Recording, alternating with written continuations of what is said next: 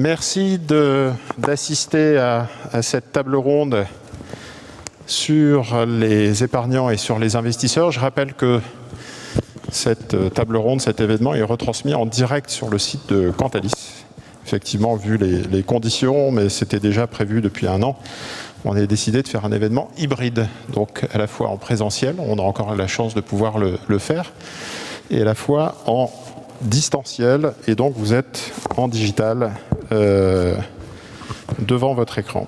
On a la chance d'avoir à nos côtés Jean-Pierre Petit. Bonjour Jean-Pierre, président des Cahiers Verts de l'économie. Joël Proin, directeur de la gestion des placements de la Caisse des dépôts. Benoît Lombard, directeur général délégué de Crystal Holding, c'est comme ça qu'on dit, Crystal Holding. Exactement. Et Maxime Ricom, responsable de la multigestion diversifiée chez Aviva.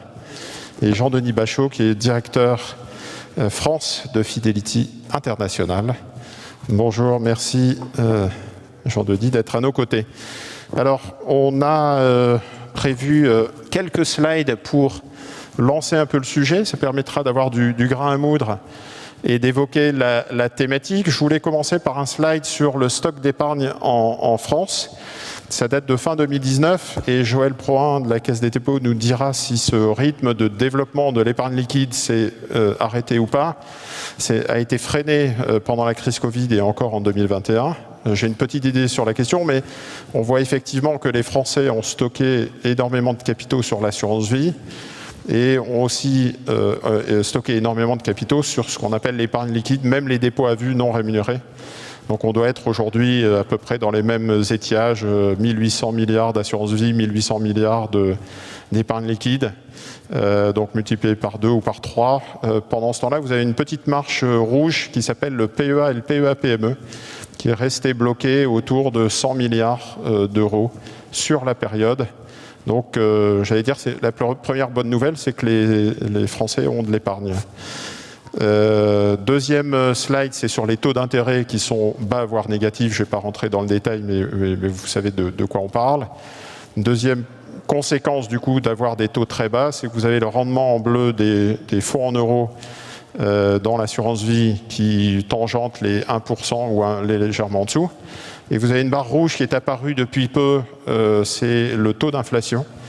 Donc on fera le calcul rendement du livret A, rendement du fonds en euros moins l'inflation, et on verra que le rendement n'est pas très très élevé. C'est le moins qu'on puisse dire. Inflation, c'est, j'allais dire, la thématique forte du moment, tout le monde en parle. Je crois 5% d'inflation en Angleterre, j'ai vu ce matin, 6,8% aux États-Unis, 5,2% en Allemagne. Quand on fait le Google Search, Google Trends, on a une montée en flèche du terme inflation sur les téléscripteurs. Donc c'est la thématique du moment. Est-ce que c'est passager ou pas ? L'autre élément quand on parle de rendement et quand on parle de rendement net négatif, c'est que on se retrouve avec énormément d'investisseurs particuliers qui utilisent cette épargne sur des marchés. Beaucoup sans doute sur des néo-brokers, comme dit le dernier rapport de l'AMF. Néo-brokers qui ont été un nombre qui a été multiplié. On est à plus de 400 000 néo-brokers actifs en France aujourd'hui. Mais ils sont beaucoup néo-brokers sur le Bitcoin et peut-être pas assez sur des investissements long terme. Question sur l'allocation stratégique, on en parlera ensemble. Est-ce que le risk parity, le célèbre 50-50, est encore pertinent? Vous avez ici l'évolution des actions, des obligues et du 50-50. Et dernier élément sur les flux de collecte, vous avez vu que sur un an, arrêté à fin octobre, on a 530 milliards de collecte sur l'industrie en Europe, dont 327 milliards, donc 62% investis sur des actions. Donc visiblement, les investisseurs européens, petit à petit, embrayent sur des actifs risqués. Jusqu'où ira cette grande rotation?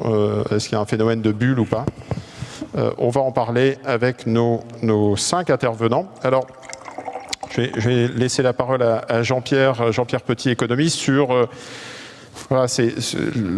déjà valider un peu l'environnement, taux d'intérêt, inflation passagère, à quoi il faut se préparer pour les années à venir, selon toi? Alors l'inflation est toujours passagère. Depuis 2 siècles et demi, qu'on a des statistiques sur les grands pays industrialisés, l'inflation ne dure jamais plus que quelques années. L'inflation, depuis la fin du XVIIIe siècle, c'est les guerres. Et la seule période du temps de paix qui est durée, où l'inflation a duré pendant 7-8 ans, c'est 74-81, ce qu'on a appelé les 2 chocs pétroliers. En fait, il n'y avait pas que les 2 chocs pétroliers qui étaient à l'origine de l'inflation. Voilà. Après, la question, c'est inflation et taux d'intérêt. L'histoire, c'est que beaucoup d'investisseurs, moi, m'ont posé la question en début d'année pour me dire mais si l'inflation monte trop vite, parce que nous on était un peu au-dessus du consensus, la Réserve fédérale, la BCE, les banques centrales vont beaucoup resserrer et ça va être une catastrophe. Je leur ai dit non, ils vont pas beaucoup resserrer. Pourquoi ils vont pas beaucoup resserrer? Parce que, ils estiment que l'inflation n'est pas un choc d'offres permanent, comme dans une guerre d'ailleurs. Voilà, donc, alors après, dans le transitoire, c'est très ambigu, parce que transitoire, c'est 1 an, 18 mois, 24 mois, on n'en sait rien. C'est toute l'ambiguïté un peu constructive des banques centrales. Deuxièmement, ils n'ont pas besoin de remonter fortement les taux d'intérêt s'ils pensent que les anticipations des agents économiques de moyen terme, je ne parle pas des anticipations pour la semaine prochaine ou dans 6 mois, montent très fortement. Et quand on prend les grandes enquêtes, même aux États-Unis, ça ne monte pas très fortement.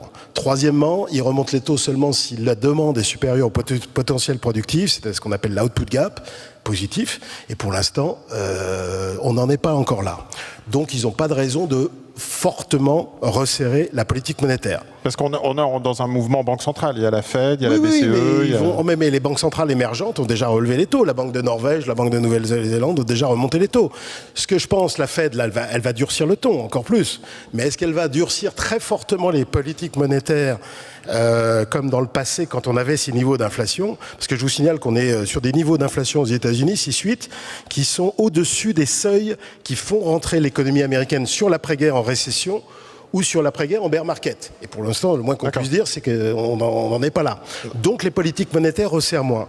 Et quant aux taux longs, parce qu'à la fin du match, le plus important, c'est pas les taux courts, c'est les taux longs. Les taux longs dépendent de toute une série de variables qui, à mon avis, sont un peu négligées par pas mal d'économistes. Alors évidemment, tout le monde pense que les taux longs, c'est les taux courts futurs anticipés. Ce n'est pas que ça. Le taux long américain qui détermine les taux longs mondiaux, il est la résultante d'un équilibre épargne-investissement dans le monde, parce que le marché des trésoreries, qui est le marché le plus profond, le plus liquide, c'est le réceptacle des fonds d'investissement de toute une série de catégories d'acteurs, comme les fonds souverains, les fonds de pension, etc. Donc ça dépend de ça, et je crois pas que si la Fed resserrait fortement de ses taux, ça modifierait cet équilibre épargne-investissement, et en tout cas pas dans le sens d'une hausse des taux. Deuxièmement, si la Fed resserre fortement ses taux, qu'est-ce qui va se passer? Les conditions financières vont se dégrader, donc les anticipations de croissance et d'inflation future vont baisser. Si la Fed resserre trop ses taux, l'appétit pour le risque va baisser, donc il va y avoir des flux sur le compartiment obligataire. Le 10 ans américain est bloqué à 1,50. Voilà. Le taux allemand est en négatif, le taux 10 ans portugais est à 0, le taux français est à 0, le taux grec est à 0 et le taux italien à 0. Depuis le printemps, on dit que le taux d'équilibre américain, en fonction de notre modèle, qui prend 5 variables fondamentales et 3 variables techniques, il est autour de 1,60. On a y est. On a un petit peu en dessous, mais à 10 bips près, voilà. Et dernier élément, attends Jean-François, dernier élément qui est fondamental, c'est que les banques centrales n'ont jamais détenu autant d'obligations souveraines dans leur portefeuille. En bilan. Voilà. Donc elles ne vont pas couper la branche sur laquelle elles sont assises. Et j'insiste là-dessus parce que l'année prochaine, le bilan des banques centrales va continuer de progresser.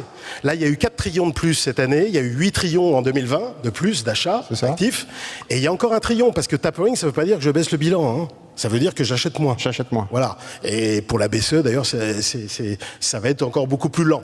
Donc, détenant un stock très important des obligations souveraines, ça freine tout processus de hausse. Et des besoins de financement qui vont perdurer. Alors là, oui, parce que souvent les gens me disent, mais vous prévoyez des taux d'intérêt réels négatifs ad vitam aeternam, mais ça favorise l'immobilisme de l'État, les non-réformes en France, du secteur public, etc. Oui, c'est vrai, c'est le prix à payer. C'est en fait, on solde un peu les erreurs du passé. Mais ça permet de préparer l'avenir. Car on nous parle à longueur de temps, matin, midi et soir, du réchauffement climatique. Il y a la transition climatique, je ne la nie pas du tout, hein, elle est essentielle. Mais il y a d'autres ruptures qui arrivent. Hein. Il va falloir la rupture énergétique. La population, l'énergie. l'énergie, le vieillissement, effectivement la transition démographique, la transition migratoire qui est en partie liée La à ça. relocalisation, l'infrastructure, le Absolument. onshoring. Les infrastructures, et heureusement en Allemagne, ça commence le nouveau gouvernement commence un petit peu à y penser. Effectivement, les transitions géopolitiques, les dépenses dans la cybersécurité, etc. Donc, il faut absolument financer tout ça. Donc, il faut des taux. Voilà, il faut des taux zéro, d'intérêt réels négatifs. D'ailleurs, les grandes ruptures, c'est par ça. Les dernières grandes périodes où on a eu des taux d'intérêt réels négatifs, c'est dans des périodes de rupture. Première Guerre mondiale, Deuxième Guerre mondiale, années 70, rupture des 30 Glorieuses. Et on a eu des taux d'intérêt réels négatifs qui ont permis de solder le passé, mais qui ont permis, et de financer l'effort de guerre durant la période de guerre, mais qui ont permis de préparer la modernisation industrielle. C'est un peu terrible à dire, parce que c'est venu des guerres, mais la grande modernisation industrielle grâce aux économies d'échelle, au taylorisme, aux grandes innovations. C'était le discours de l'Allemagne d'ailleurs qui disait, les politiques allemands disaient ça y est, on va enfin pouvoir investir et voilà. Donc, il y a un grand plan d'investissement en Allemagne qui se prépare. Absolument, et le cycle de productivité des années 20, le cycle de productivité des années 50 et 60, il est aussi dû à ces taux d'intérêt réels négatifs. Alors Joël Proin, la Caisse des dépôts entend ça, taux réels négatifs, des taux au tapis, l'inflation assez élevée. Et donc il ne faut pas avoir de livret A, il ne faut pas avoir d'épargne liquide. Mais malheureusement, je pense qu'effectivement, peut-être rappeler que la collecte sur les dépôts à vue et les livrets A reste très élevée. Ah oui, tout à fait. S'il ne faut pas l'avoir, les Français ne t'ont pas écouté. Parce que depuis le mois de mars 2020, il y a eu une surépargne liée à une moindre consommation qui s'est déversée beaucoup et en premier lieu sur les dépôts à vue et sur les livrets réglementés, dont 60% à peu près sont centralisés à la Caisse des dépôts. Donc nous avons vu arriver un afflux de milliards. Les dépôts à vue non rémunérés, c'est quoi aujourd'hui ? 600, 700 milliards ? Enfin, quelque chose comme ça, oui. Ah oui. Avec une hausse depuis le début de l'année, de janvier à juillet, la Banque de France chiffrait à près de 40 milliards. Et donc de l'argent qui est à zéro, ce qui en soi aujourd'hui est protecteur par rapport à des fonds monétaires qui rapportent en négatif. Et un livret A qui, même s'il va passer peut-être de 0,5 à 0,8, vous avez entendu les annonces. 0,8, ça y est, il y a un scoop, il y a une annonce. C'était Bruno Le Maire qui l'a annoncé il y a 2 jours, donc je ne fais que répéter les propos du ministre. Mais de toute façon, qui restera nettement inférieur à l'inflation. Donc un afflux de cash très important chez nous. Et en plus, l'autre ressource de la Caisse des dépôts, ce sont les dépôts juridiques. En premier lieu, le dépôt des notaires. Et que s'est-il passé ? S'il y a eu crise, il n'y a pas eu crise sur le marché immobilier. Et donc, il y a eu énormément de transactions et partant, énormément aussi d'argent immobilisé à la Caisse des dépôts, puisque c'est la loi qui le dit. Et donc, des ressources aussi de ce côté-là substantielles. Donc, 2 sources de ressources importantes qui sont arrivées chez nous. Donc, du cash important. Qu'est-ce que nous en faisons ? Alors, la Caisse des dépôts s'est engagée aux côtés des pouvoirs publics dans un plan, dans sa contribution au plan de relance de façon massive. Sauf que cette contribution au plan de relance, qu'est-ce que c'est ? Ce sont des infrastructures sur le territoire français, c'est de la rénovation de bâtiments publics, c'est la construction de logements sociaux intermédiaires, etc. Toutes choses qui prennent du temps. Et donc, en attendant, qu'est-ce qui se passe ? Cela passe dans les portefeuilles financiers dont j'ai la responsabilité, et donc beaucoup de cash à gérer, à la fois sur le court terme, et une partie sans doute sera transformée dans la durée en emploi durable, mais aussi à très court terme, beaucoup d'argent de cash. Alors j'aimerais quand même tordre le cou à une idée qui continue à faire florès, c'est que quand vous mettez de l'argent sur votre livret A, c'est de l'argent qui dort. Pas du tout, parce que l'emploi normal de cet argent, c'est de prêter. C'est de prêter aux organismes de logements sociaux. Tout argent que vous avez sur votre livret A finance les logements sociaux de toute la France. Financer aussi les bâtiments publics, des projets de rénovation de systèmes d'eau dans les communes, et tout cela sur des prêts de 38 ans de durée moyenne. C'est plutôt de l'investissement durable ? Donc c'est de l'investissement durable, c'est de l'investissement à long terme, c'est de l'investissement qui crée des emplois sur le sol français. Donc ça, ok. Et quant aux placements financiers qui servent à faire la balance, puisque quand vous avez des emplois avec 38 ans bloqués sur un prêt et des ressources qui sont à vue, il faut quand même un petit matching. Eh bien cet emploi-là, nous l'investissons en taux, en obligations, en actions, en immobilier, en fonds de sociétés non cotées, etc. Mais nous avons à faire face à la situation que Jean-Pierre Petit vient de décrire de façon très claire, des taux d'intérêt réels négatifs. Et ça, c'est l'euthanasie du rentier. Il faut se le dire très clairement. Et ce qui fait que les anticipations qui sont crantées par les investisseurs institutionnels aujourd'hui ne sont peut-être pas tellement réalistes au regard du nouveau paradigme dans lequel nous nous trouvons, avec, qu'on le veuille ou non, même si l'inflation se positionne de façon durable, je ne parle pas de l'aspect transitoire sur lequel il reste encore un consensus, mais de façon durable légèrement au-dessus du 1,1, je sais pas, ce qui était à peu près le consensus il y a 1 an ou 1 an et demi, eh bien de toute façon, les taux resteront durablement bas. Le tapering, il faudrait déjà qu'il soit achevé avant qu'on pense à relever les taux. Donc nous avons des taux très bas pour longtemps, des taux réels négatifs très bas, ce qui fait que les rendements pour un investisseur institutionnel sont appelés à s'éroder durablement. Le graphique qui a été présenté sur le rendement du fonds en euros était particulièrement éloquent ici. Alors, à la Caisse des dépôts, nous avons l'avantage d'avoir une exposition en actions qui reste nettement supérieure à celle de la moyenne des investisseurs institutionnels français, et en particulier des assureurs sur le fonds en euros. Donc nous avons une détention en actions qui est tout à fait intéressante et sur laquelle nous touchons un dividende qui, lui, reste à des niveaux supérieurs à 3%. Et donc, nous en bénéficions. Les spécialistes de l'allocation d'actifs que vous avez à la Caisse des dépôts, c'est quoi? Ils projettent 0% sur les taux, 6% sur les actions. Donc le 50-50, c'est 3% avec une inflation à 2 ou Oui, alors nous ne sommes pas exactement à 50-50, mais effectivement, les projections qui sont, c'est des taux qui remontent très légèrement, mais sur la période de 5 ans sur laquelle nous faisons nos modélisations, eh bien, c'est des taux qui arriveront à 0, quelque chose. Mais, donc des taux à 0, et les actions, c'est quoi les projections sur le rendement? Alors, les actions, nous retenons à peu près aux alentours de 5,50 de... 5,56, j'étais pas loin. De rendement, donc voilà. D'accord, donc le 50-50, c'est prudent, parce que la modélisation se veut toujours prudente. C'est ça. Donc ça veut dire qu'on est sur un rendement 50-50 qui est proche de ce qu'on peut avoir sur l'inflation, qui peut être autour de 2-3. Sachant que quand même, nous bénéficions d'un stock qui certes s'érode, mais qui n'est pas nul, de rendement accumulé, enfin cranté dans le passé sur le portefeuille obligataire, qui nous permet quand même d'avoir un rendement qui est supérieur à l'instantané. Donc... D'accord.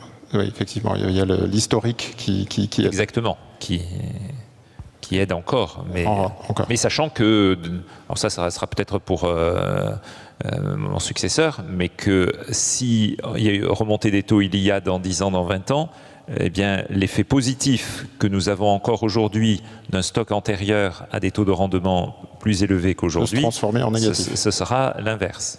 Ah, zut. Benoît, merci de participer à cette table ronde et de donner le point de vue, je pense, de la gestion de fortune, du conseiller financier, et peut-être insister sur la différence entre ce qu'on peut avoir comme mass market, puisque là on parle du livret A et du dépôt à vue. Et effectivement, certains ménages ont besoin de liquidité et des tranches calculées par l'INSEE qui ont besoin justement de cet accès au dépôt. En revanche, toi tu conseilles des familles, la gestion de fortune, des investisseurs qui ont déjà depuis longtemps compris ces problématiques et qui ont déjà mis en place des solutions. Oui, et s'ils ont pu permettre de mettre des solutions, c'est parce qu'on les conseille.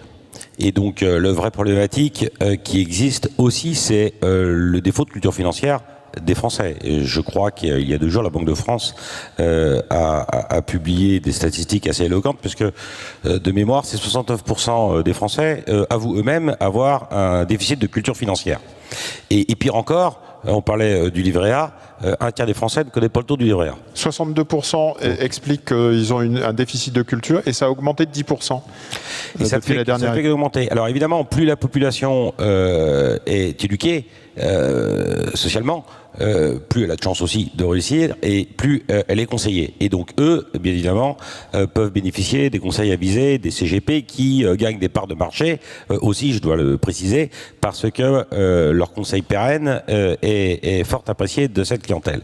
Donc nous, on arrive à revenir à des bases fondamentales pour savoir ce qu'on doit faire de son cash, puisque c'est un peu, que ce soit des clients à fortune moyenne, moyenne, voire basse, ou des clients à fortune un peu plus élevée. Et on en revient à quoi? On en revient à redéfinir des fondamentaux que tout à chacun ne devrait pas oublier, y compris les moins aisés des épargnants. C'est-à-dire l'horizon de gestion, c'est-à-dire l'appétence au risque, c'est-à-dire le besoin de liquidité sur un horizon qui reste à définir. Mais ce qui a changé, c'est effectivement l'érosion de rentabilité du fonds euro. Et le fait que l'année dernière, je me souviens très bien, à la même époque, on disait le fonds euro ne protège plus de l'inflation. Voilà, avec plus de 6% d'inflation, on perd de l'argent. Et donc ça commence à transpirer. Ça commence à piquer. Ça commence à transpirer sur toutes, j'allais dire, les segments de population susceptibles de pouvoir être concernés par notre conseil. Et donc c'est pour nous encore un peu plus facile de leur expliquer que rien ne sert d'avoir des liquidités qui restent investies sur un fonds euro sur une durée qui est relativement longue, tandis qu'ils n'en ont pas le besoin. Rien ne sert d'avoir des livrets A si jamais c'est pas de l'épargne qui doit être nécessaire en masse de réserve en cas de difficulté. Donc ça, c'est de l'accompagnement, de l'éducation, la structuration, et c'est vrai que MIF 2 a aidé un peu à bien rappeler à nos clients, aux épargnants, le fait que il fallait bien définir par les scoring clients. Et quant à Alice, vous avez un scoring qui est assez agréable parce que ça permet aussi de se rendre compte également de la dimension psychologique de l'investissement, c'est-à-dire la volonté de prendre des risques et puis le fait de ne pas y arriver. Nous, on est là pour essayer de leur faire passer le pas et de les accompagner dans une mutation qui est nécessaire afin de préserver son épargne. Donc planification financière, un choc d'inflation, ça... J'allais dire, c'est un prétexte à discussion avec ses clients. Un choc aussi sur la retraite, parce que le PER, la retraite, le système des retraites, donc c'est aussi un élément important pour les conseillers financiers. Quand on a préparé la table ronde, tu m'as dit, on peut prendre l'exemple d'un célibataire qui a 50 ans, on lui fait un petit calcul sur si tu veux maintenir ton niveau de vie, et puis là, il a un choc en disant, zut, il faudrait que j'ai, je dis n'importe quoi, 1 million d'euros de Non mais là, c'est pas n'importe quoi. C'est pas n'importe quoi. On a c'est effarant. Donc il ne faut pas l'apeurer. T'as un exemple concret. Oui, je pourrais en donner un. Je voudrais juste revenir sur la problématique du PER. On a toujours dit que l'assurance vie, c'était le produit un peu passe-partout. Donc pour des patrimoines, exonérés de droits de succession, liquidité, rentabilité, disponibilité. Bref, c'était un peu le couteau suisse. On a bien répété. Et aujourd'hui, il y a le PER. Mais enfin, je voudrais quand même rappeler que sur les 8 premiers mois de l'année, le PER a collecté 5 milliards. Donc l'assurance vie, c'est 20 fois plus sur la même période. C'est quand même 3 millions de Français, donc même s'il y a eu de la transformation, c'est un beau succès. C'est bien. Et si le PER a réussi son pari, même si c'est long, c'est quand même 20 fois plus de collecte sur les 8 premiers mois de l'année sur l'assurance vie que sur le PER. Il ne faut quand même pas l'oublier. Il ne faut pas oublier aussi que le PER, c'est une enveloppe assurantielle et c'est une enveloppe aussi bancaire. Et il n'y a pas d'offre bancaire à part un acteur sur le marché qui se veut disruptif. Donc là aussi, un peu de travail de la part des gens qui sont susceptibles de pouvoir offrir des véhicules d'investissement à l'occasion de ces épargnants. Juste sur notre part, j'ai fait un calcul la semaine dernière de quelqu'un qui a, puisque c'était ta question, qui aurait aujourd'hui 50 ans et qui partirait à la retraite dans 15 ans. C'était un calcul intéressant. Je voulais avoir 15 ans et 9 mois. Alors, raisonnant en 2038, on est en fin d'année 2021. Si cette personne gagne, elle est célibataire, cadre, et elle gagne aujourd'hui 75 000 euros brut, ça fait 4 800 euros net par mois. Eh bien, si jamais, en fonction aujourd'hui, bien évidemment, du taux de remplacement qui sera applicable, à supposer que ça ne change pas, et à supposer qu'ils partent effectivement à 65 ans et 9 mois à la retraite, donc il y a quand même pas mal de suppositions. Donc on sait que la réforme des retraites doit arriver, donc il devrait y en avoir toute chose étant égale par ailleurs. Eh bien, il aurait des déperditions de 41%. Il perdrait 41%. Il perdrait 1 942 euros, exactement. Mettons 2000 donc si mois. Je veux compenser, c'est énorme. Donc, et si jamais je dois me transposer sur une durée de vie de quelqu'un qui a 65 ans aujourd'hui, donc puisqu'en 2038 il devrait aussi encore gagner un peu d'espérance de vie, eh bien il y a 35 ans, il sera pensionné pendant 35 ans. Et pendant 35 ans, il va lui manquer 2000 euros par mois. Alors je vais pas faire un calcul bête, mais si je fais 35 par 12 par 2000, ça fait 840 000 euros. Donc j'étais pas loin quand je disais 1 million d'euros. C'est énorme. Donc là, il y a un choc. Énorme. S'il met 1 000 euros aujourd'hui, à 3,5, et on a vu les taux, donc on n'y est pas à 3,5, donc ça suppose de prendre du risque, mais on a la durée devant nous. S'il met 1 000 euros par mois de côté, il va se retrouver à peu près avec 280 000 euros dans 35 ans à 3,5. Il en manque encore.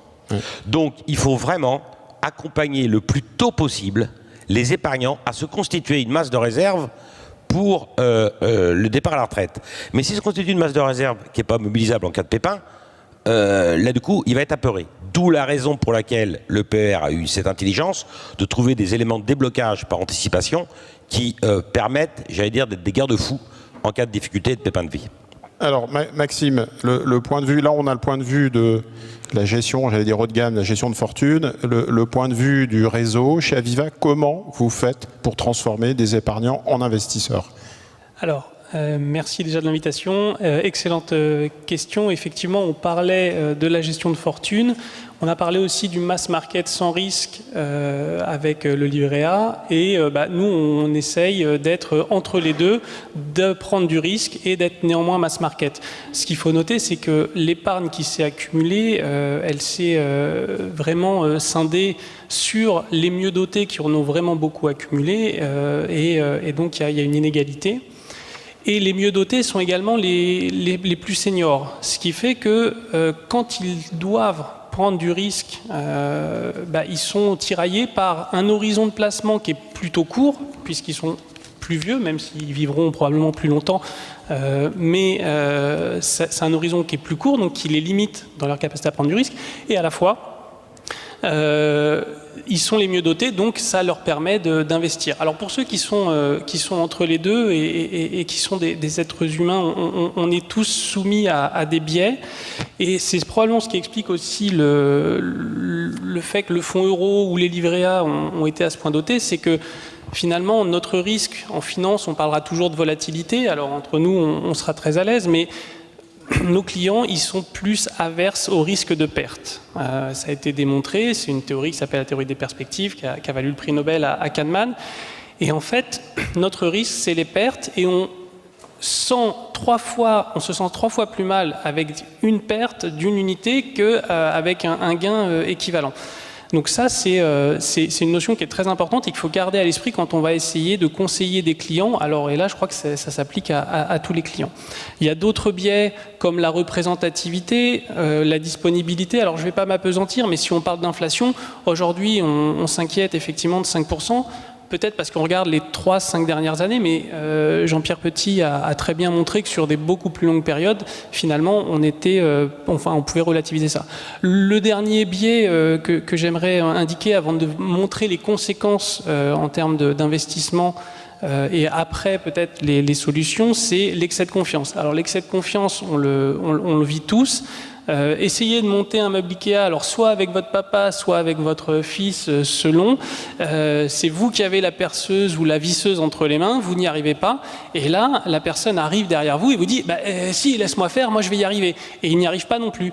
Mais dans son esprit, il allait y arriver. Et donc ça, c'est l'excès de confiance, ça nous guette tous.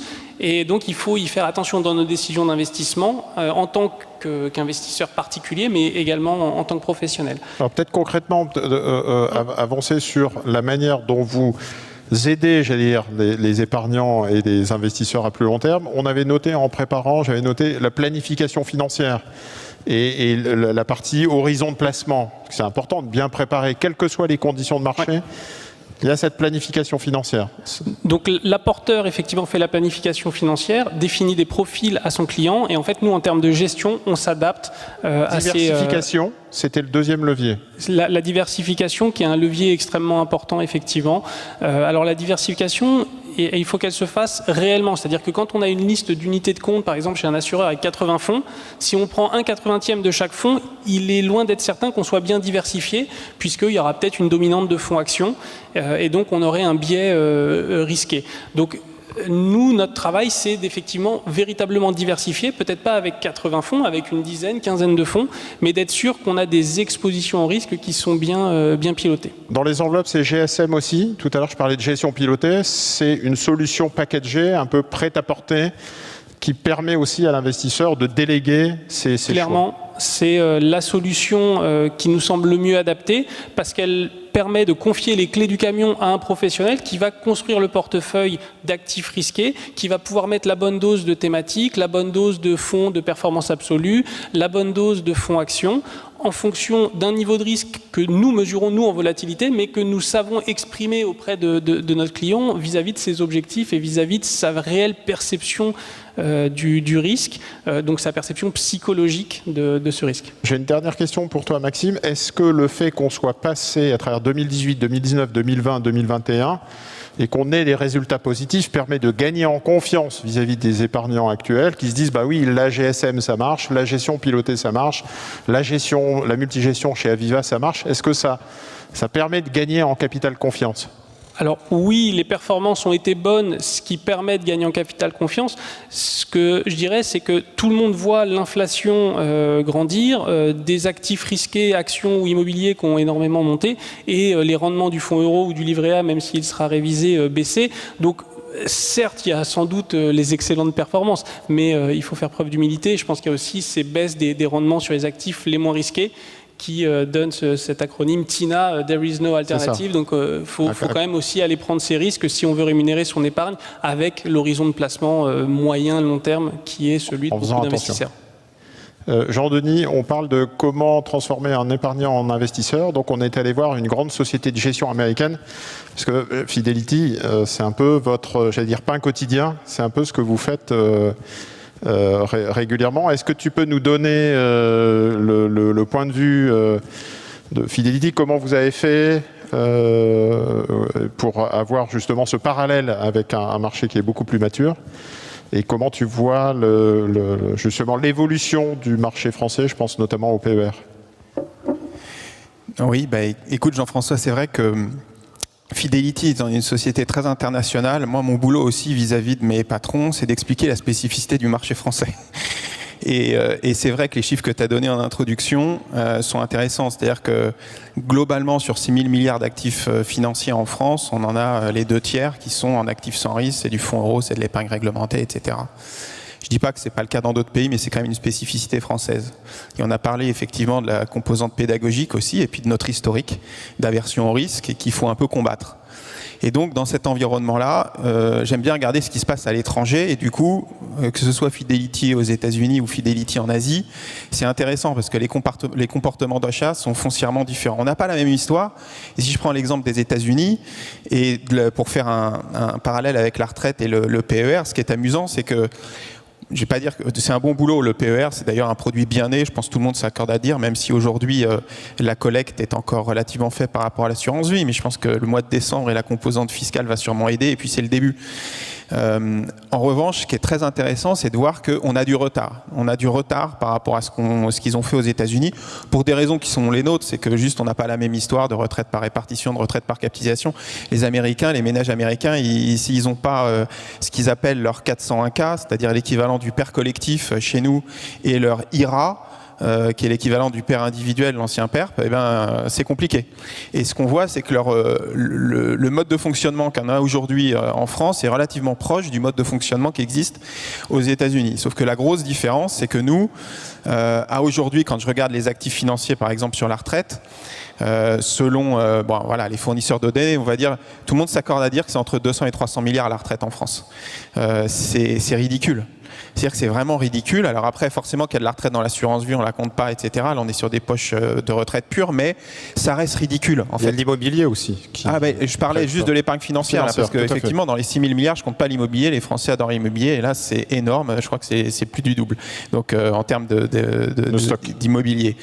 Et donc, on se retrouve dans une situation où on a une histoire qui est différente, et on doit réussir à amener l'épargnant français vers prendre un peu plus de risques. Alors, ça va évidemment passer par de la pédagogie, mais aussi probablement par des outils digitaux qui sont hyper bien maîtrisés aux États-Unis. C'est-à-dire qu'il y a quelque part chez nous, je trouve en France, il y a encore un peu de complexe sur tout ce qui est environnement financier. Donc il faut réussir à décomplexer ça en le rendant simple. Et simple, c'est pas simpliste, mais c'est véritablement de pouvoir les accompagner au travers. On dit toujours donner du temps au temps, mais quoi de mieux qu'un plan d'épargne retraite, pour pouvoir prendre un peu plus de risques. Et c'est en cela où je trouve que les grilles d'investissement qui ont été proposées sont des grilles intéressantes. Nous, on fait aussi la promotion des fonds Horizon ou des fonds Target, parce que c'est vraiment des solutions qui sont ultra simples pour l'investisseur et qui, aux États-Unis, j'en reviens, ça représente quasiment 30% en fait des poches de collectifs aux États-Unis. C'est énorme, ce sont des dizaines de milliards qui sont investis comme ça chaque année aux États-Unis. Et on se rend compte en revanche que la partie actifs risqués aux États-Unis, quelque part, elle est peut-être un peu trop importante. Moi, j'étais effaré de voir que sur la partie pas individuelle mais collective, on a quand même plus de 40% d'actions américaines. Alors c'est America First sûrement, mais c'est quand même costaud. Alors forcément, sur les 10 dernières années, le ménage américain est très heureux, mais nous, on est un petit peu encore loin de ça. Donc je dirais que la vérité est peut-être entre les deux, mais on a beaucoup de travail pour pouvoir accompagner les investisseurs là-dedans. La bonne nouvelle, je trouve, c'est qu'on a de plus en plus les véhicules. Est-ce que le GSM est aussi une nouvelle donne? On a parlé du PER. Est-ce que la partie gestion sous mandat, gestion pilotée, permet cette nouvelle donne aussi? Alors, je peux te dire, et j'ai Maxime à côté de moi, donc il ne me contredira pas, mais c'est vrai qu'aujourd'hui, ce sont les gestions pilotées qui drive vraiment la collecte. Et nous, on le voit très bien, et c'est formidable, parce que quand on a des investisseurs institutionnels comme Joël, on se rend bien compte qu'aujourd'hui, on regarde les investissements des investisseurs institutionnels et les investissements des ménages français, il y a forcément un gap. Et forcément, on aura envie de dire de temps en temps, ce dans quoi investissent ces institutionnels, ça aurait du sens pour les ménages français. Et ça, on peut le faire principalement au travers de professionnels de gestion sous mandat comme Maxime, qui vont réussir à pouvoir investir dans des produits peut-être un peu plus niches parfois, de façon un peu plus tactique, et sur lequel, effectivement, si on n'est pas en GSM, c'est un peu compliqué. Je vais juste donner un exemple aujourd'hui. Qu'on voit, nous, au travers de gestion sous mandat, c'est beaucoup d'investisseurs qui se positionnent, par exemple, de façon plus tactique, sur des taux asiatiques, sur des taux chinois, sur des actions chinoises, pour profiter effectivement d'une année 2021 compliquée, de niveaux de spread intéressants dans un environnement où il n'y a plus de rendement, où on a un peu de temps devant soi, et qui en font bénéficier certaines GSM, bien sûr, au regard du risque des différentes GSM. Mais c'est ça la solution, sans aucun doute. Alors, on poursuit dans la réflexion. On en est à les taux vont rester très bas. L'inflation sera quand même présente, donc ça sera une préoccupation, durable ou pas durable, mais ça sera une préoccupation. Donc on a une rentabilité sur les taux qui ne va pas être très folichonne, une attractivité sur les actions, notamment parce qu'il va y avoir plein de thématiques à financer, donc vieillissement de la population, enfin on ne revient pas sur tout ce qu'on a dit tout à l'heure. Est-ce que, petite remarque par rapport à ce que vient de dire Jean-Denis, est-ce que le fait d'avoir des ménages américains très investis, très marché dépendants, très dépendants des marchés financiers, ça biaise les actions des banques centrales et de la Fed en particulier, qui n'a peut-être pas envie de faire stresser notre ménage américain, et à chaque fois qu'il y a un petit flash crash, pouvoir essayer de tuer la volatilité et revenir sur une tendance haussière. Est-ce que c'est un élément qu'on doit aussi prendre en compte pour les prochaines années? Bien sûr, les banques centrales sont piégées. Elles sont prisonnières de leurs décisions passées. Moi, j'avais écrit ça il y a un peu plus de 20 ans quand j'étais broker. J'avais appelé ça l'économie de bulle. Parce qu'en fait, on vivait en inflation des actifs quasi permanente. Voilà. Donc on accepte des micro-bulles, des macro-bulles.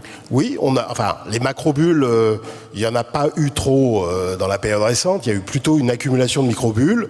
On ne peut pas dire qu'il y ait une macro-bulle sur une grande classe d'actifs systémiques aujourd'hui, mais effectivement, nous sommes dans des économies extrêmement endettées, les plus endettées de toute l'histoire du temps de paix, et c'est pas seulement la dette publique, c'est la dette privée. D'ailleurs, s'il y a matière à s'inquiéter, c'est plus sur la dette privée que sur la dette publique, soit dit en passant. Et nous sommes dans des économies extraordinairement financiarisées. Alors pour Jean-Pierre où la valeur des actifs, c'est-à-dire que c'est pas seulement l'économie qui détermine les marchés d'actifs, c'est les marchés d'actifs qui déterminent l'économie. C'est ça. Et à ce niveau de dépendance, de dépendance, les banques centrales sont contraintes. Ce qui n'empêche pas quand même, au moins des fortes corrections. Par exemple, 2018, on a eu 2 corrections, notamment la deuxième qui était quand même sur le marché action et sur le high yield assez puissante en septembre-décembre. On a eu un mauvais pas. 2019, la Fed a remis un peu les gaz et c'est rentré dans Voilà, 2020, on ne pouvait pas éviter le truc parce que de toute façon, c'était extrêmement brusque, brutal et violent et inédit.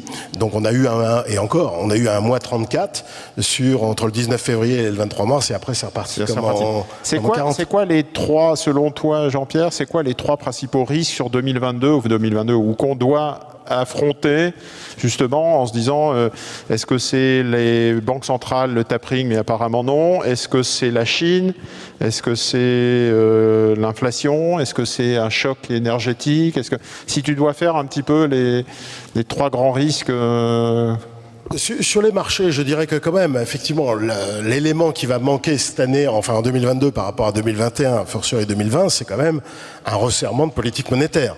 Il y a quand même un lien, nous on a des indicateurs d'excès de liquidité qu'on calcule, enfin il y en a plusieurs, et ils sont quand même très corrélés au PE des actions. Donc ça va changer la donne. Oui, ça va quand même un peu changer la donne. Alors sinon il y a l'exogène, et dans l'exogène évidemment il y a la pandémie, les multiples variants avec lesquels on va vivre. Voilà, il y a du géostratégique, il y a le géostratégique. En Chine, on ne sait pas, mais en tout cas... les gens exagèrent beaucoup, je trouve, sur les relations sino-américaines. Moi, j'ai toujours eu un point de vue beaucoup plus positif sur les relations sino-américaines, même du temps de Trump. D'ailleurs, je considère, et d'ailleurs on l'a vu, qu'entre 2017 et 2019, il n'y a pas eu d'impact massif de la détérioration des relations entre Trump et Xi Jinping. Il n'y a pas eu d'impact massif. Il y a eu des petits impacts sectoriels, mais il n'y a pas eu d'impact massif. Il y a des bulles alors, du coup les gens sur l'immobilier chinois. Les gens s'affolent sur Taïwan et je trouve qu'il n'y a pas de raison de s'affoler sur Taïwan, donc j'ai pas le temps de développer, mais voilà. Alors après, il y a les relations entre la Russie et l'Europe. Là, il y a un petit sujet sur le gaz, il y a un petit sujet géopolitique, la Turquie, mais tout ça, c'est pas, à mon avis, c'est pas des problèmes systémiques majeurs. Non. Voilà. Alors sur les bulles, les bulles, il n'y a pas de. Alors, en début d'année, moi, je m'inquiétais. En début d'année, j'avais lancé quelques alertes sur quelques micro-bulles.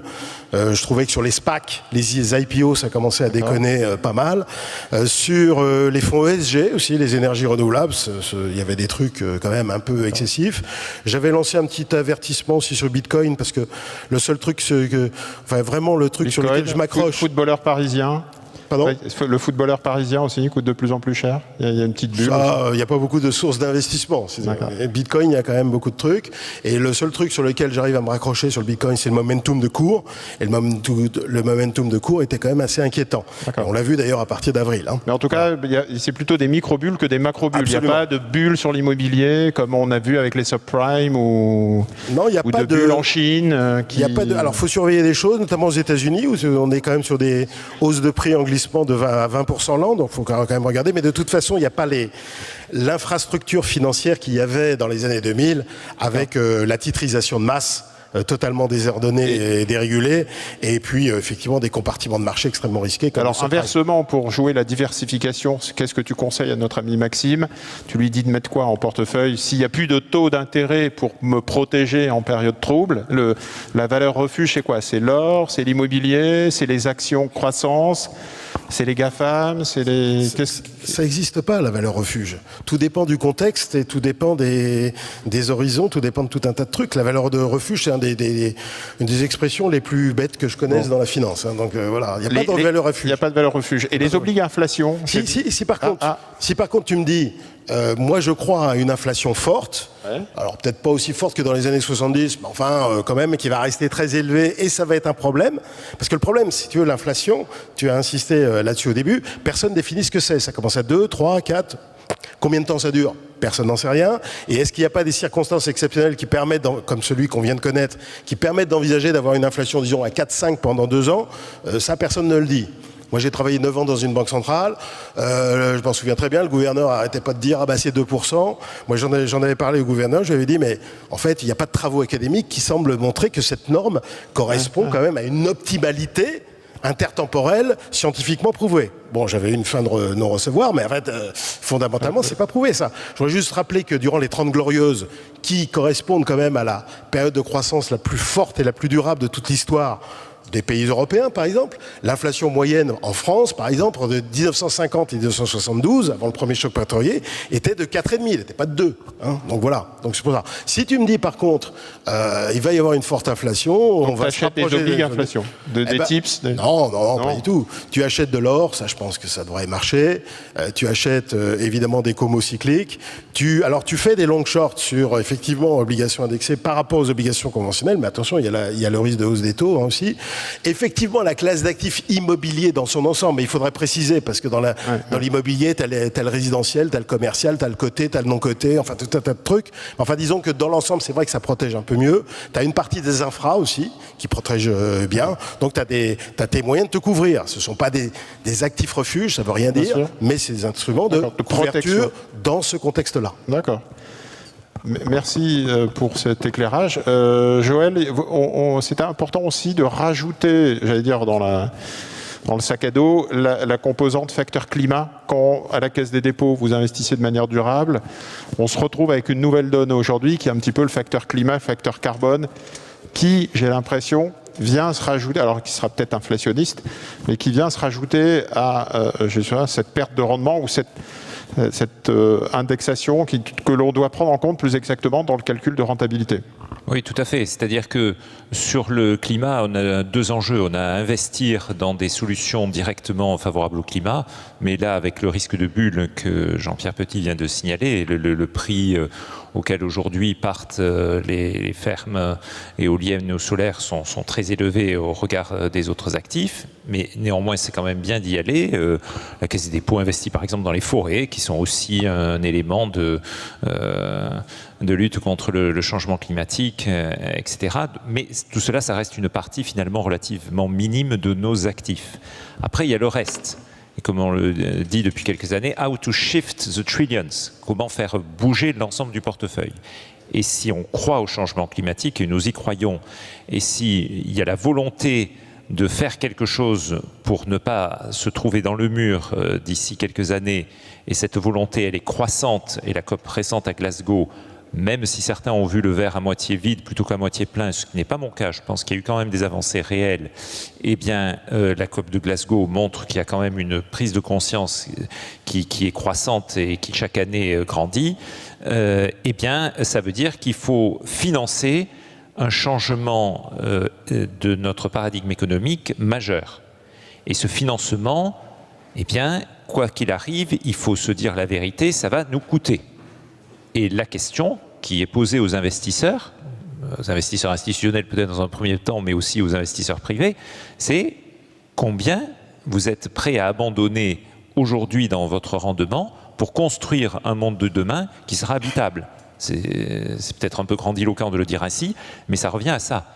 Et c'est vrai que je pense que les attentes de rendement qui sont issues par exemple des enquêtes auprès des Français où ils disent bah, « moi j'attends que mes rendements atteignent 7 ou 8%, eh bien sont aujourd'hui déconnectés de l'appréciation qu'ils ont par ailleurs du fait qu'il faut faire quelque chose contre le changement climatique et donc le financer.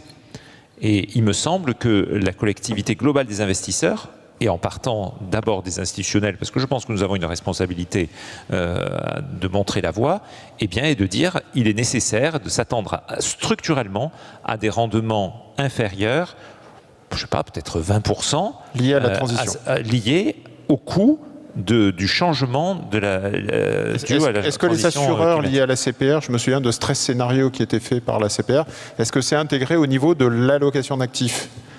Alors, au niveau de l'allocation d'actifs, moi, je ne pense pas que ça change grand-chose, parce que finalement, c'est plus homothétique, quelles que soient les classes d'actifs. Je veux dire, une usine, elle doit introduire des éléments de capture de ces pertes énergétiques. Un immeuble, il doit avoir des matériaux un peu plus performants pour dépenser moins. Voilà, c'est pas en allocation d'actifs. Après, certains modèles ALM essayent de prendre en compte aujourd'hui des éléments de paramètres de changement climatique, mais on voit bien que c'est un peu compliqué à faire. Tu as mesuré un peu cet impact, toi, de ton côté? Tu dis, voilà, je m'attends à 1 à 2% en moins sur les prochaines années parce qu'il va falloir financer cette transition? Moi, je me dis qu'il faut que nous révisions nos anticipations de rendement de façon structurelle pour intégrer le fait qu'il faudra bien trouver de l'argent quelque part pour cela, même si les banques centrales sont prêtes à jouer le jeu en restant très, très accommodantes très, très longtemps. Mais en particulier dans une position d'actionnaire ou d'investisseur direct dans l'infrastructure immobilier, il faut que nous nous y attendions. D'accord. Benoît, on a un institutionnel qui est un peu obligé d'investir dans des obligations. Ton client n'est pas obligé d'investir dans des obligations. Comment tu shifts en ayant le paysage, le contexte des taux d'intérêt très bas, des taux réels très bas, de l'inflation qui reste élevée? Comment tu revois, toi, tes propositions 50-50? Quelles sont tes sources de diversification, tes sources de rendement pour les prochaines années?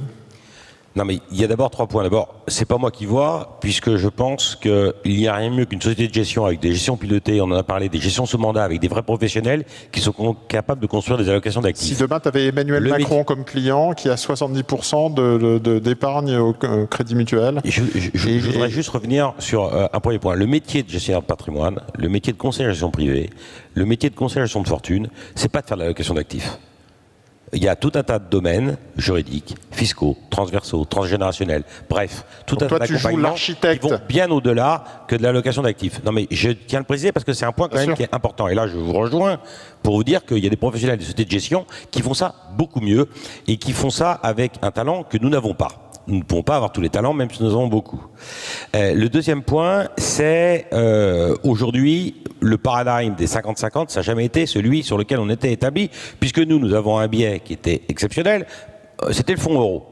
Alors qu'il nous donnait la faculté d'avoir, j'allais dire, un non-risque monétaire ou obligataire en ayant un rendement garanti. Et on ne supportait pas les fluctuations qui pouvaient exister sur le marché obligataire. C'est quand même un truc qui est génial. C'est plus le cas aujourd'hui.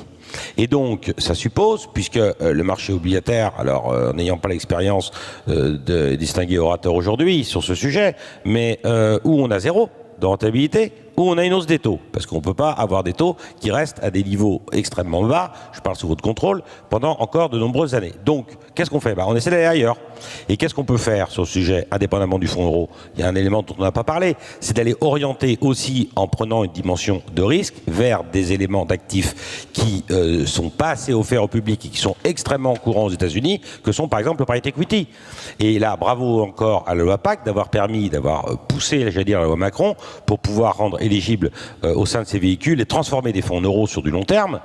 Donc, puisque je rappelais qu'il y avait quand même beaucoup de fonds euros qui étaient investis sur un horizon de gestion qui ne correspond pas à l'affectation naturelle de ce support, et bien de transformer ça pour aller vers du private equity et de donner cette faculté au sein des contrats d'assurance vie. Bravo aussi, par exemple, à la formidable initiative de la BPI que d'avoir pu offrir au secondaire le fonds BPI en t'en prendre un, et je crois savoir, pour avoir participé à quelques symposiums sur le sujet avec nos amis de la BPI, qu'il y a un en t'en prendre 2 qui devrait exister l'année prochaine. Et c'est une très bonne chose pour pouvoir aller montrer aux épargnants qu'on peut aller vers des actifs illiquides, qu'on peut aller sur des actifs sur un horizon qui correspond bien évidemment à leur horizon de gestion, à leur appétence au risque, etc., mais qui permettent de drainer l'épargne, là encore, vers l'économie réelle, puisque c'est quand même ce dont il s'agit. Même si je ne dis pas que les obligations, c'est pas l'économie réelle.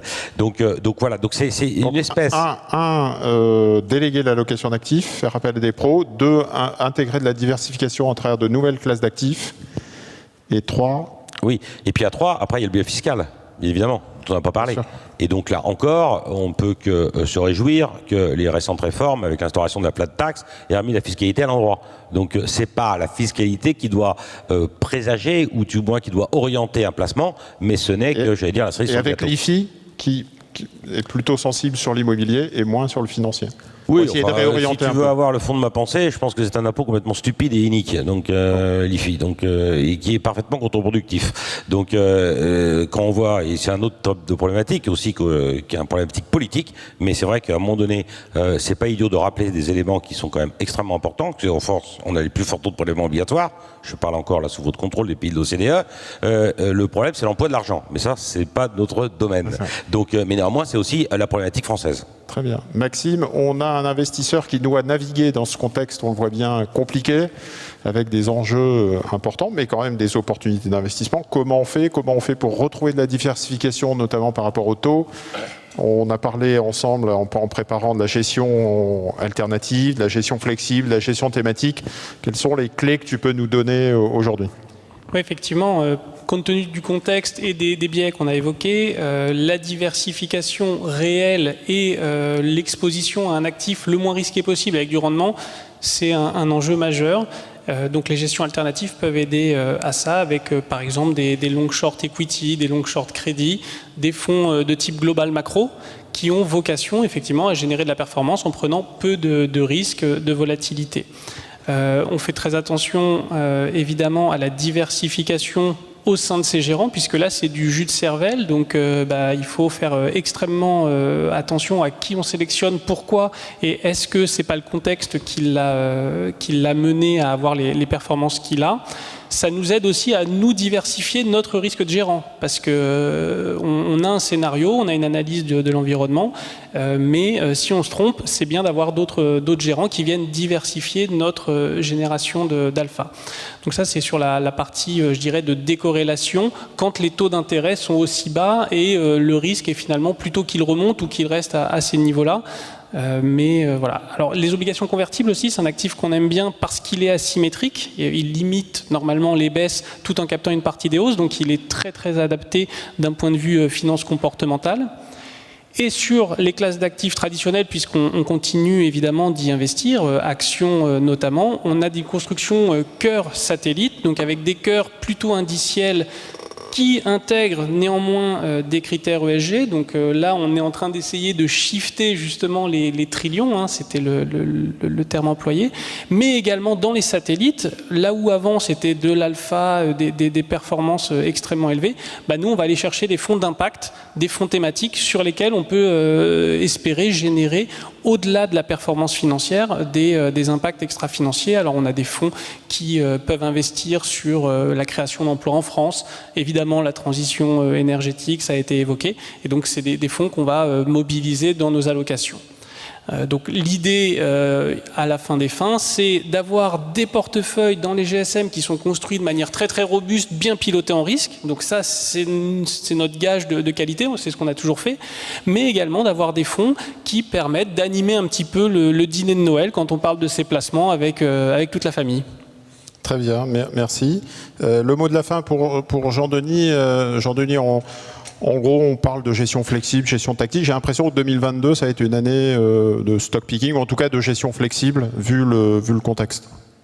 Oui, ça va. Ce qu'on pense, c'est qu'il va y avoir une assez forte dispersion au sein des secteurs, et effectivement, probablement un rôle de stock picker, de sélectionneur de valeur, que ce soit sur la partie taux crédit d'ailleurs ou sur la partie action, qui sera assez importante, parce qu'on voit bien, si je prends juste l'exemple des GAFA, que quelques valeurs ont quand même beaucoup tiré la cote, et donc il va falloir être relativement prudent sur 2022, et on pense que ça sera plutôt une année de stock picking.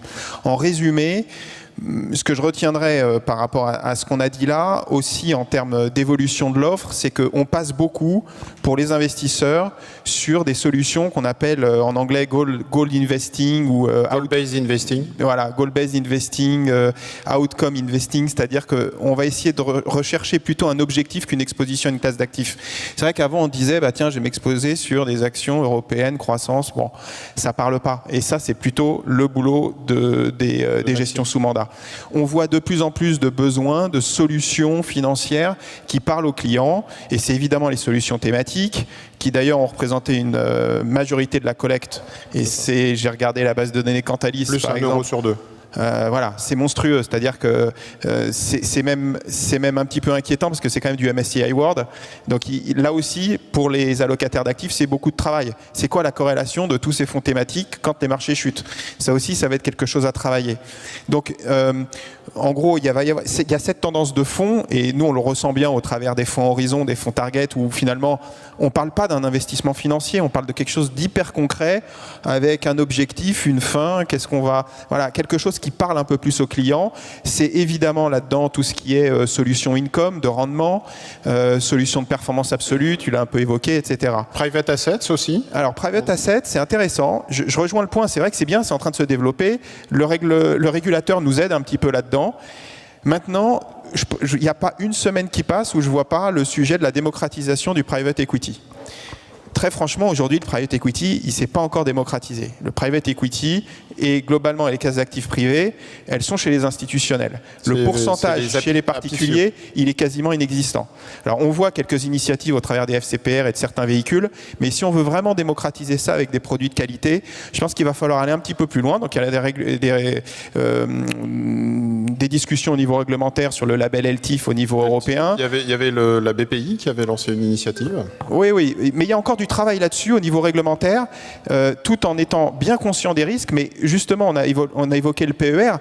Quoi de mieux qu'une enveloppe retraite pour essayer de bien se poser, pour dire comment est-ce qu'on peut réussir à rentrer du private equity et des solutions de qualité de gestion dans des solutions retraite où on a du temps devant soi. Donc là, c'est clair qu'on est, voilà, la démarche est bonne, mais il y a encore un peu de travail sur le plan réglementaire là-dessus, en particulier en France et en particulier dans le cadre de l'assurance vie, où toutes les solutions sont pas trouvées aujourd'hui. Donc, je dirais, il y a quand même beaucoup de choses positives. Il y a pas mal de solutions d'investissement, que ce soit au travers des enveloppes de GSM, au travers des produits spécifiquement, des unités de compte où il y a beaucoup de progrès. Mais on a encore du travail et je pense qu'avant tout, le travail pédagogique et la responsabilité qu'on a collective, vraiment de pouvoir faire évoluer cette épargne dans le bon sens. Réorientation de l'épargne. Réorientation, elle est indispensable, mais franchement, quand je vois les 2-3 dernières années, voilà, c'est encourageant. C'est satisfaisant. Il y a encore du grain à moudre et on est tous, dans notre sphère, responsables, j'allais dire, un peu de cette transformation pour effectivement faire que les épargnants français deviennent plus investisseurs. Et en tout cas, moi, je retiens en conclusion qu'on est dans un nouveau paradigme. Les banques centrales sont petit à petit en train de changer. On a vécu 30 ans de baisse des taux. Je ne sais pas si on aura 30 ans de hausse des taux, mais en tout cas, il y a un changement notamment lié à l'inflation.